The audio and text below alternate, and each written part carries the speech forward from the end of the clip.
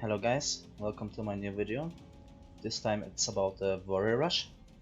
The warrior rush is an essential strategy for every competitive player. It comes with a high risk but also high reward. In general, I would say that strategy is a bit hard to learn because of the spawn and the certain build order you have to follow. So therefore I will be showing you some replays, also including different spawns, just so you can see how to react at certain situations. Here we are in the first game.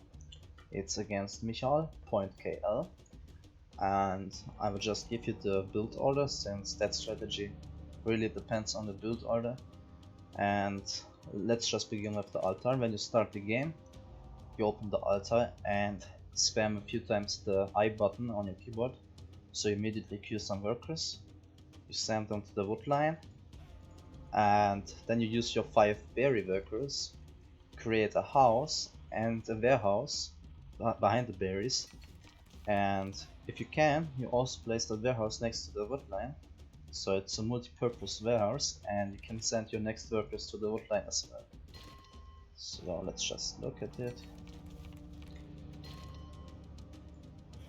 So at this point you just send the workers there, and once you reach the 13th or 15th worker, you build 2 houses with it. Your scout, obviously, you send them in the opposite corner, just to scout your opponent, nothing unusual. So here the worker goes and builds the house, so you don't get pop capped. What's the second house?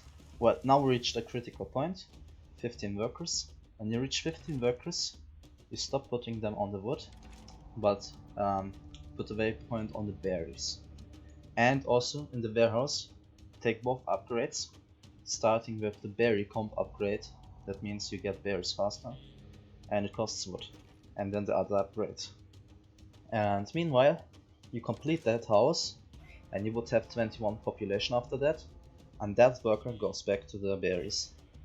And just put on the berries workers until you have 12 workers on the berries. But you have to also be aware that you don't get pop capped, so when you have like 18-19 workers, you build another house. Yeah. Here just keep putting them on the berries, and it's important that you only build houses until you reach 27 population, which means only 5 houses. On the berries you have 12 workers, 1 more needed, and once you have 12 workers there, you put the other workers from the main building on the wood line.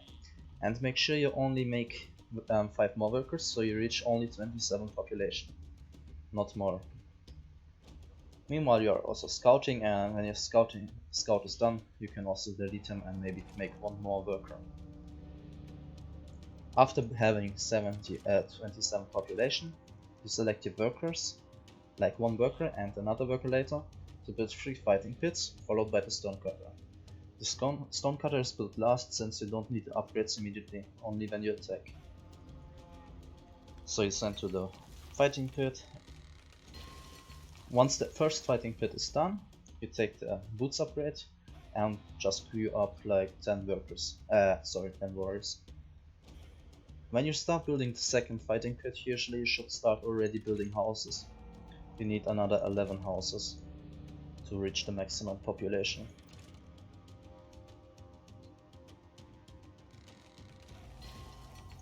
Here again you just queue up like 10 more warriors, but the problem is I didn't start building houses yet, but usually I would do that earlier. Yeah, now I take 2 workers instead of 1 worker, but it really depends on the woods, on the spawn, how much wood you get, if you can use 1 worker or 2 workers for the houses. Because this spawn is good, so I can use 2 workers, since I have a lot of wood. But if the spawn wouldn't be that great, you would have just used 1, because you would eventually run out of wood. Now those workers just keep building the stonecutter, and once they are done, you can send them back to the berries, and if you have only 1 building the house, you just send 1 to the berries and 1 to help building the houses. When the stonecutter is done, you just get the damage upgrade and the armor upgrade, and now you just make like around 26, 27, 25 warriors. Not more, otherwise you will have not enough food for upgrading your workers later when you go Bronze Age. Of course, if you have like fish or something, you can also make more warriors. Right now I just build houses, so you don't get pop capped, and keep making warriors, and in the altar you don't make anything. Just keep making houses, and once you run out of food, you should stop the production of your warriors. As you can see, I only make the last 3, because you also need some food for the upgrades too. At this point, at 5 minutes 10 seconds, I have 26 warriors going to the enemy. I have my 16 houses, and now I just build the altar, and meanwhile also attack, obviously.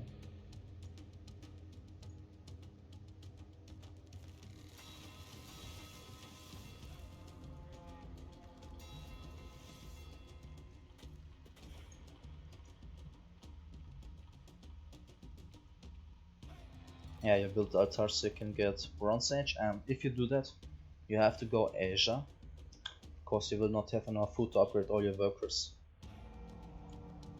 Of course, if you have fish or something, you can also go Europe, but the food income is not that great with Europe. Right now you just walk in, and the opponent can do nothing because he has no units to defend. So logically he just gives up. Here we are in the second game, and this time it's against Niak. He's like one of the top 3 players, so a really good player. And this is on a not that great spawn because the bears are pretty far away. Also the wood line is pretty far away, which means in general less income of resources. Of course I do have some fish, but I cannot really place a warehouse here. So when I start, I of course make some workers again by pressing the keyboard. I try to make a house and a warehouse, so just look at it just as earlier. Now I make 2 houses with the 13th worker, and now we reached 15 population. Usually you would go for the 2 upgrades and put them on berries. Well, because the wood line is pretty far away, you have to change the strategy that after the 3rd house you make a warehouse here.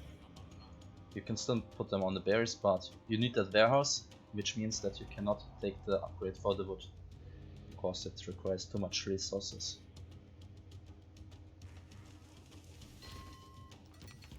Yeah, you build a warehouse, and here you can just keep sending workers until you have 12 as usual. And once the warehouse is completed, you make a 4th house until 24 population. And here you just send more workers until 12.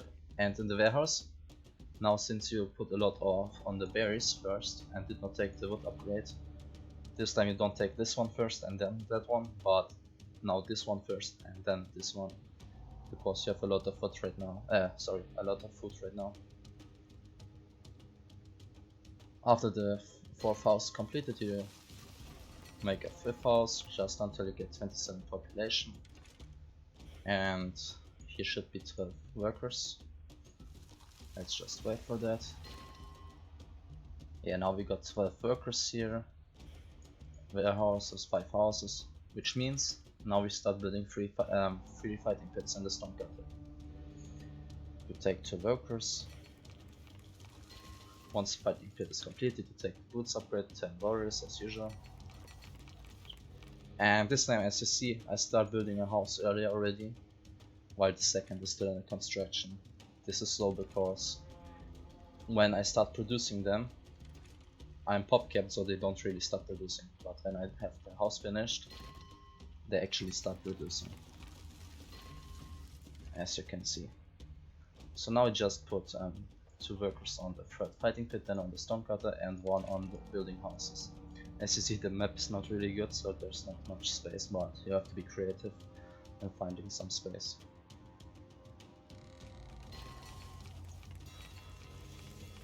Probably a bad idea would have been to not place the houses here, but somewhere there, so you can make a warehouse here and take the fish later. But right now, and just make your 3 fighting pits and the stone cutter then.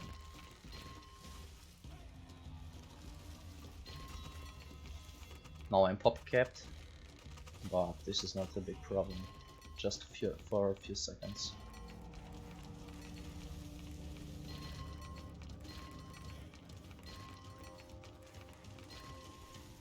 We have our 16 houses, warriors already all done. This time I do 33 warriors since I took the fish here and got a lot of more food, so I could do that. 33 warriors walking to the enemy at 6 minutes. That's a pretty decent time. Not one of the best, but considering the spawn, it's quite okay. Don't understand me wrong, the spawn is not bad because of the iron and the woodline and the fish. Just for the warrior rush, it's not the best spawn.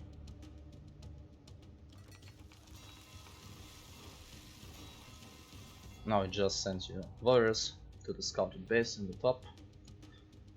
And he has already 3 fighting pits, so you could expect some warriors. In case you had some warriors and you would trade your army, the next thing you would do is go Asia.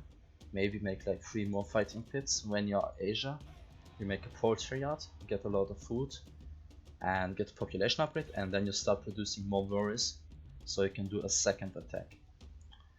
But obviously this opponent here was not going for that. He was going for a Europe. And I just attacked him and he had no army. He tried to make a tower, but 33 warriors, that's just too much. I'm not sure why he was not prepared. He didn't scout me, I think. And here you can see, just the top 3 player dies in 5 minutes. Okay. Here we are in the last replay. In this replay the opponent is prepared and my attack does not defeat him immediately. And I just want to show you what you should do if your attack does not kill the enemy. So right now you just do the usual stuff: house, warehouse, keep making houses until 15 population, put all on barriers, get 2 upgrades. Once 27 population, you make 3 fighting pits and a stone cutter. Build with 1 worker the houses until you have 16. Keep reducing warriors, get the 2 upgrades here. And once you have like no food anymore, you make no more warriors and keep sending them to the opponent. And right now you should make your temple as fast as possible so you can prepare for a second attack. Well, at this point you could see that he has some defense because he has a stone cutter and 2 fighting pits. When I arrive, he has pretty much the same amount of warriors, even though he has only 2 fighting pits. That's because the map to him is quite a lot. Like, it's a big war and there are a lot of animals who damage my warriors, as you see. So he could defend it quite easily. It was pretty much an even trade. And from now on we will see what you have to do. At this point you should just make your temple and go Asia. And make like 2-3 more fighting pits, so in total have 6 or 5.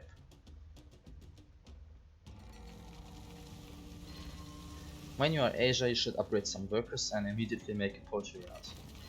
Once you have the poultry yard, you can farm some food, and at some point you should put the Bronze Age workers on the wood line and take the Stone Age workers on the poultry yard, since the Bronze Age workers work at a 1.5 speed, while the Stone Age workers work at a 1.6 speed. And the carrying capacity from a Bronze Age worker is only 10, while the Stone Age worker has a carrying capacity of 40. I will just show you that.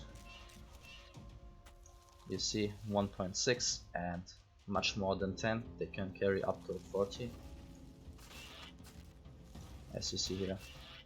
At this point he was attacking me with his remaining warriors. He probably had that much warriors because he obviously had some bare fish, so he could just make more than I could. At this point you have 1 tower and some workers. As you get that very fast food, you can make some more warriors to defend. And you should always fight with your workers and warriors at the same time, so you get the most damage out.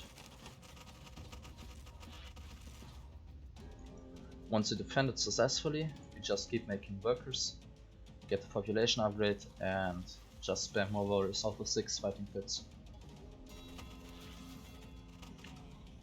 Then you can send the next army to him, and you keep fighting. Then it's all up to you how you want to play. You can make barracks, shooting ranges, spam some towers. It's completely up to you, but it's important that you make workers and have enough on food. As you see, this is a very effective strategy even against the best players. Like we played against Niak, he's like 3rd on the leaderboard. Then also against Berkey, who's 16th. And this works even against other players, so I played it very often. It's a really good strategy, but it requires skill because you have to remember the build order and adapt to certain terrain and spawns. If you enjoyed this video, please leave a like and subscribe. Thank you, see you next time.